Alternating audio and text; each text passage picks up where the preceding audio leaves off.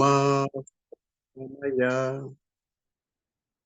తమసో మా జ్యోతిర్గమయ మృత్యోర్మా అమృతంగమయ. ఓం శాంతి ఓం శాంతి ఓం శాంతి. ఓం ఓం బాబాజీ, ఓం బాబాజీ, ఓం బాబాజీ, ఓం ఓం బాబాజీ, ఓం బాబాజీ, ఓం బాబాజీ, ఓం. మహావతార్ శ్రీ బాబాజీ నాగరాజ్ గారిచే ఇవోనే డెలాఫ్లోర్ కు ఆటోమేటిక్ రైటింగ్ ద్వారా చెప్పి వ్రాయించబడిన పుస్తకం ప్రేమకు ఆహ్వానం. జ్ఞానోదయం పొందిన వారికి 108 జ్ఞాపికలు. నేను అమృతాన్ని. ప్రేమ యొక్క అమరత్వం. సెప్టెంబర్ 19, 2004. 53వ సందేశం. అమెనాయ్, నా ప్రియ పుత్రిక పార్వతి ద్వారా నేను నీకు ఇచ్చిన సందేశాన్ని నువ్వు ఇక్కడ పంచుకుంటావా? దానిని కాపీ చెయ్యి మరియు దానిని ఇక్కడ పెట్టు. నువ్వు ఈసారి నన్ను అనుమానించకపోవడం నాకు నచ్చింది. అంతా కలిసే ఉంది అని నన్ను విశ్వసించు. నీ సందేశం కేవలం నీకు మాత్రమే కాదు, పార్వతి నీకు సందేశాన్ని పంపిన తేదీ మరియు సమయాన్ని జతపరుచు. జూలై 5, 2004. సమయం ఉదయం 11:58.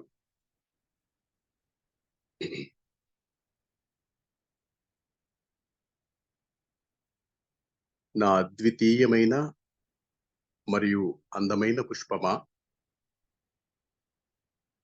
నీ హృదయాలయంలో నేను నిన్ను పలుకరిస్తున్నాను.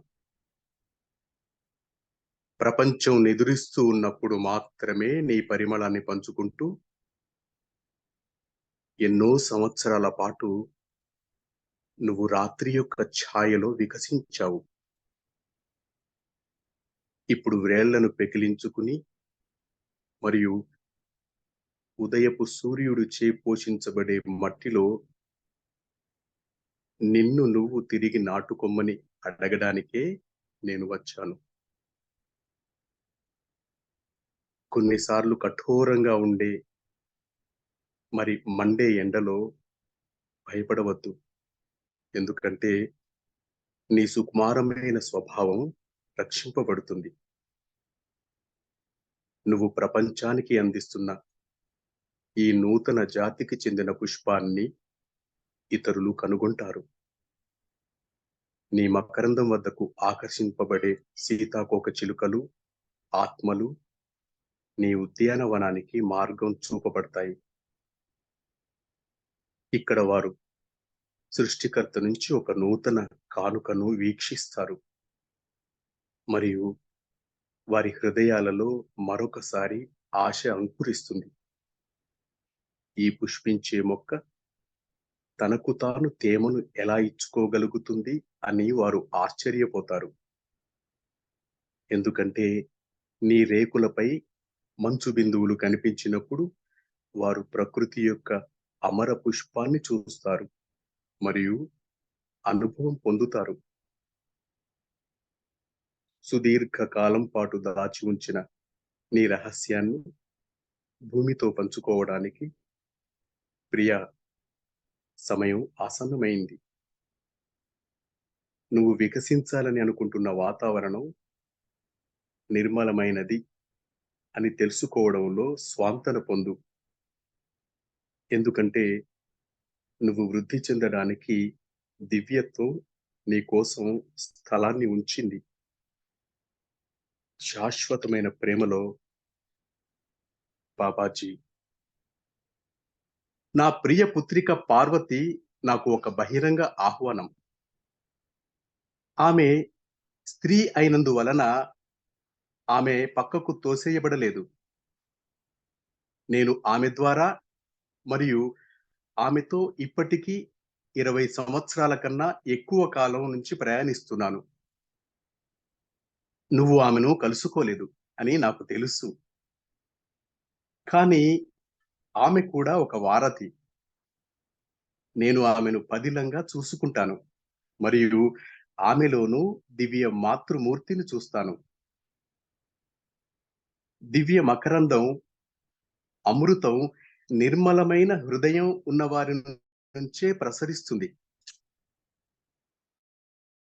ప్రపంచవ్యాప్త గుర్తింపు అవసరం లేకుండా ప్రేమకు హృదయ ప్రపంచపు గుర్తింపు మాత్రమే ఇవ్వబడుతుంది. కీర్తి అంతా దైవానికే ఇచ్చివేయబడుతుంది. జీవితం పట్ల శ్రద్ధ గలవారు, ఇచ్చేవారు, నృత్యం చేసేవారు మరియు తమ ప్రేమను పంచుకునే వారి నుంచే అమృతం ప్రసరిస్తుంది. నేను పంచుకోవడం అన్నాను. అమ్ముకోవడం కాదు. ఇది సరళమైన జ్ఞానం. ప్రియ పుత్రి పార్వతి ఈమెయిల్ ప్రపంచం ద్వారా నీకు పంపిన రెండవ సందేశాన్ని జోడించు.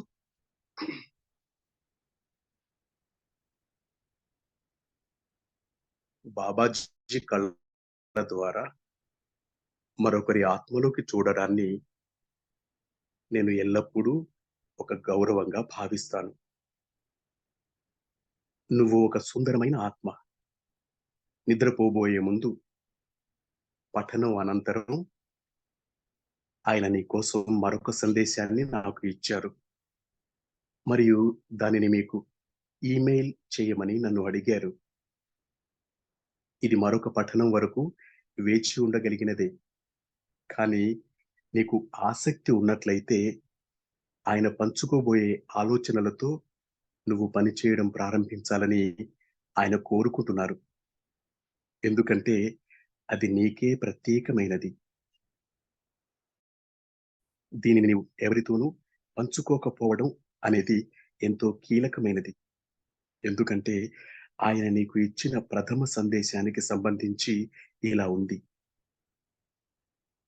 సుదీర్ఘ కాలం పాటు దాచి ఉంచిన నీ రహస్యాన్ని గురించి మరియు ఈ పుష్పించే మొక్క తనకు తాను తేమను ఎలా ఇచ్చుకోగలుగుతుంది అని వారు ఆశ్చర్యపోతారు. ఎందుకంటే నీ రేకులపై మంచు బిందువులు కనిపించినప్పుడు వారు ప్రకృతి యొక్క అమర పుష్పాన్ని చూస్తారు మరియు అనుభవం పొందుతారు. ఆయన నాకు చూపినది మరియు నాతో పంచుకున్నది ఏమిటంటే, నీ గుహ ఆలయంలో అమృతం నీ రోమకూపాల నుంచి ప్రవహించే పద్ధతిని సిద్ధించుకున్నావు. ఇది నిజంగా అరుదైనది. ఎందుకంటే అమృతం సాధారణంగా శరీరపు అంతరంలోని కొన్ని నిర్ణీత గ్రంథుల నుంచి మాత్రమే ప్రవహిస్తుంది. ఈ అమృతం ఒక మనోహరమైన సుగంధాన్ని కలిగి ఉంది మరియు సాధారణ అమృతం వలె ఇది గాలి తగిలినప్పుడు త్వరగా ఆవిరి అయిపోలేదు. అది శక్తివంతమైన స్వస్థత పరిచే గుణాలను కలిగి ఉంది. నువ్వు వదులైన తెలుపు రంగు కాటన్ వస్త్రాలను ధరించి వెలుగుతున్న ఒక కొవ్వొత్తి ముందు ధ్యానం చేస్తుండడాన్ని నేను చూశాను. ఇది సముద్రపు ఉప్పు మరియు రోజ్ వాటర్ స్నానాల పరంపర అనంతరం నువ్వు చేసినది. ఈ ప్రక్రియ యొక్క ధ్యాన భాగానికి నువ్వు సిద్ధంగా ఉన్నావు అని నువ్వు తెలుసుకున్న మార్గం ఏమిటంటే స్నానాలు ముగియడమే. స్నానాలు ముగిశాయి అని తెలుసుకోవడానికి మార్గం ఏమిటంటే నీ శరీరంపై చెమటలు ఒక ఆవశ్యక విధానంలో మారడం ప్రారంభించినప్పుడు అవి ముగుస్తాయి. స్నానాలు చేయడం ఎప్పుడు ఆపాలి అనేది తెలుసుకోవడానికి నీ స్వంత సహజ జ్ఞానాన్ని విశ్వసించాలని బాబాజీ నాకు చెప్పారు. నువ్వు థైరాయిడ్ హెచ్చుతగ్గులు అనుభవించడానికి ఇది మరొక కారణం. మరియు నువ్వు కూడా ఇతర గ్రంథి సంబంధిత హెచ్చుతగ్గులు అనుభవం పొందితే ఆశ్చర్యపోవద్దు. అమృత ప్రవాహాన్ని కొన్ని నిర్ణీత గ్రంథుల నుంచి ఇతర గ్రంథుల వద్దకు నిర్దేశించగల మరి దారి చూపగల నైపుణ్యం నీకు కలిగించే ఒక పద్ధతిని నువ్వు సిద్ధించుకున్నావు అని ఆయన చెప్పారు. తమ అరచేతులను తమ ముందు చాచి ఉంచిన వివిధ ప్రజల ప్రత్యేక పిల్లల ముందు నువ్వు నిలబడి ఉండడాన్ని నేను చూశాను. నీ అరచేతులు కిందికి తిప్పి ఉంచి నువ్వు వారిని సమీపించావు. మరియు అప్పుడు మీ ఇరువురు అరచేతులను స్పృశించారు. ఈ కదలికలోనే నువ్వు ప్రతి అరచేతి నుంచి ఒక అమృత బిందువును వారి చేతులలోకి పంపుతావు. ఈ అమృత బిందువులు నీ రోమకూపాల నుంచి స్రవించే సమయం రావచ్చు. ఈ వాక్యంలో బాబాజీ వివరించినట్లుగానే ఈ పుష్పించే మొక్క తనకు తాను తేమను ఎలా ఇచ్చుకోగలుగుతుంది అని వారు ఆశ్చర్యపోతారు. ఎందుకంటే నీ రేకులపై మంచు బిందువులు కనిపించినప్పుడు వారు ప్రకృతి యొక్క అమర పుష్పాన్ని చూస్తారు మరియు అనుభవం పొందుతారు. నువ్వు మరీ పని ఒత్తిడిలో ఉండి మరియు వాస్తవంగా ఈ అమెనాయి యొక్క అమృత ప్రవాహం అనబడే అంతర్గత ప్రక్రియపై కేంద్రీకరించగలే సమయం వరకు స్నానం చేయడానికి నిరీక్షించమని ఆయన చెప్పారు. నేను ఆ టేప్ను ఈరోజు మెయిల్ చేస్తాను. నీ కాన్కన్ ప్రయాణానికి ఆశీర్వచనాలు. ప్రేమతో పార్వతి. నా ప్రియతమా, ఈ సందేశానికి ఇంతే. ఈ ఆసన అధ్యాయానికి ఆఖరు దాన్ని మనం చేద్దాం మరియు విశ్రమిద్దాం. రాబోయే రోజులలో మనం వేగంగా పనిచేస్తాం. Babaji.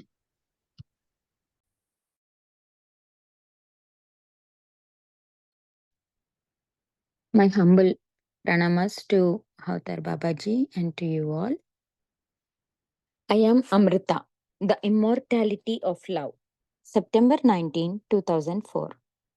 Message 53. Aminai, would you share the message that I gave to you through my beloved daughter Parvati? Please copy it and put it here. I like that you did not doubt me this time. Trust me that all is included. Your message is not only for you. Include the date and time that Parvati sent the message to you. July 5th, 2004, 11:58 a.m. My unique and beautiful flower, I greet you in the temple of your heart. For many years, you have blossomed in the shade of night, sharing your fragrance only when the world sleeps. I come to you now to ask you to uproot and transplant yourself in the soil that is nurtured by the morning sun. In this sometimes harsh and blazing heat, fear not, for your delicate nature shall be sustained. As you bloom in the light of day, others will discover this new species of flower you present to the world. Like the butterfly drawn to your nectar, souls will be guided to your garden. Here, they will behold a new gift from the Creator, and hope will be germinated in their hearts once again. They will wonder how this flowering plant can give itself moisture. For when the dewdrops appear upon your petals, they will see and experience nature's immortal flower. The time has come, dear one, to share your long-held secret with the earth. Be comforted in knowing the environment around that you intend to bloom in is pure, for the divine is holding space for you to grow. eternally in love. Babaji. My beloved daughter Parvati is an open invitation to me. She has not been pushed away because she was a female. I have been journeying through her and with her for more than 20 years now. I know that you haven't met her, but she was also a bridge. I treasure her and see the Divine Mother in her as well. Divine nectar, Amrita, emanates from those with a pure heart, without need of worldwide recognition, only heart world recognition of love given, leaving all credit to God. Amrita emanates from those who care for life, those who give, from those who dance and share their love. I said share, not sell. This is a simple reminder. Please add now the second message that my beloved daughter Parvati sent to you through the email world. I always consider it an hour. I always consider it an honor to see into the soul of another through Babaji's eyes. You are a beautiful soul. After the reading, just before going to sleep, he gave me another message for you and asked that I emailed it to you. This is something that could have waited for the next reading, but he would like you to begin to work with the ideas he is about to share if you are interested. This is not automatic writing, but a concept he wishes me to convey to you as it is unique to you. It is vitally important that you do not share this with anyone as it pertains to his initial message to you regarding your long held secret. And the sentence, they will wonder how this flowering plant can give itself moisture. For when the dewdrops appear upon your petals, they will see and experience nature's immortal flower. What he showed me and shared with me is that in your cave temple, you perfected a technique whereby Amrita would flow from your pores. This is truly rare since Amrita usually only flows from certain glands inside the body. This Amrita has a lovely scent and does not evaporate as quickly upon exposure to the air as normal Amrita does. It has strong healing qualities. I saw you meditating in front of a single lighted candle wearing white loose cotton clothing. This was something you did after taking a series of sea salt and rosewater baths. The way you knew you were ready for the meditation portion of the process was after the baths were finished. The way to know the baths were finished was when perspiration on your body began to change in a significant way. Babaji told me to trust your own intuition to know when to stop taking the baths. This is another reason you are experiencing thyroid fluctuations. And do not be surprised if you also experience other glandular fluctuations. He said, you perfected a technique whereby you had the mastery to guide and direct the flow of Amrita from certain glands to other glands. I saw you standing in front of a different people, particularly children, with their palms upright in front of them. You approached them with your palms turned downward, and then you both touched palms. It is in this moment that you transfer a drop of Amrita from each palm into theirs. There may come a time when those drops of Amrita will exude from your pores, just as Babaji described in this sentence. They will wonder how this flowering plant can give itself moisture. For when the dewdrops appear upon your petals, they will see and experience nature's immortal flower. He said to write to take the baths until a time you are not so busy and can really focus on this inner process. Amanize Amrita Flow. I will mail the tape today. Blessing on your journey to Kankan. Love, Parvati.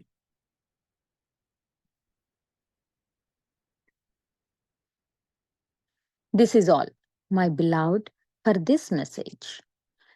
Let us do the last one for this asana chapter and rest. We will work faster during the days to come. Babaji. ప్రాణ శ్వాస అనబడే ఆహారం. September 19, 2004. 54వ సందేశం. ఇప్పుడు శ్వాసించు అమెనాయ్. మనం పవిత్రతతో కొనసాగాలి. నేను రాస్తూ ఉండగా నువ్వు టైప్ చెయ్యి. అది ఎలా? టెలీపతికిగా. నేను మాట్లాడతాను మరియు శరీరం ప్రతిస్పందిస్తుంది. అనుమానాలు లేకుండా మనం కొనసాగాలి. అద్వైతంపై కేంద్రీకరించు. బిడ్డ, అన్ని క్యాన్సర్లను బాబాజీకి వదిలేయి. కేవలం నీ పనిని, నీ గొప్ప పనిని చెయ్యి మరియు శ్వాసించు. ఎందుకంటే శ్వాసించడం ఒక ప్రబలమైన శక్తి. అది పవిత్ర శక్తిని కలిగి ఉంటుంది. పవిత్ర ఆత్మ మరియు పవిత్రమైన చి శక్తి అని అనేకులు పిలిచేది. గుర్తుంచుకోండి బిడ్డలారా, ప్రాణ మానవ శరీరం యొక్క వ్యర్థ పదార్థాలను వదిలించుకోవడంలో మనకు సహకరిస్తుంది. అది పవిత్రమైనది, ఎందుకంటే అది జీవితాన్ని ఇస్తుంది. మరి శరీరం, మనస్సు మరి ఆత్మకు పోషణను ఇస్తుంది. మీరు మీ శిష్యులకు నిరంతరంగా పవిత్రమైన శ్వాసను గురించి జ్ఞాపకం చేస్తుంటారు. కానీ నేను చూస్తున్నది ఏమిటంటే మీలో చాలా మంది ప్రాణ గురించి మరిచిపోతారు. మరచిపోవడానికి స్థానం లేదు. క్షమించడాలు ఉండవు. ప్రాణ జీవితం, స్వస్థతపరిచేది మరియు దైవం నుంచి మరియు దైవానికి ఆహారం. అది స్వతంత్రమైనది కూడా. దీనిని గుర్తుంచుకోండి. ఇతరులకు గుర్తు చేయండి మరియు శ్వాసించండి. శ్వాసించండి మరియు శ్వాసించండి. ఇక విశ్రాంతి తీసుకో. నేను నిన్ను త్వరలోనే మళ్ళీ కలుస్తాను. Babaji.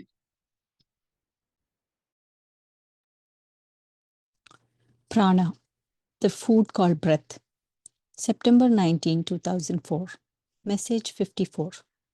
Now, breathe, Aminai. We must continue with sacredness. You type as I write. How is that? Telepathically. I speak and the body responds. Without doubts, we must continue. Focus on Advaita. Child, leave all cancers to Babaji. Just do your work, your great work, and breathe. For breathing is the powerful force. It contains the sacred energy, what many call the Holy Spirit and the sacred Chi energy. Remember, children, that prana assists us in getting rid of the waste products of the human body. It is sacred, as it gives life and feeds the body, mind, and spirit. You constantly remind your disciples of the sacred breath. But I see that many of you forget about the prana. There is no space for forgetting, no excuses. Prana is life, is healing, and is food from and for the divine. It is also free. Remember this. Remind others and breathe. Breathe and breathe.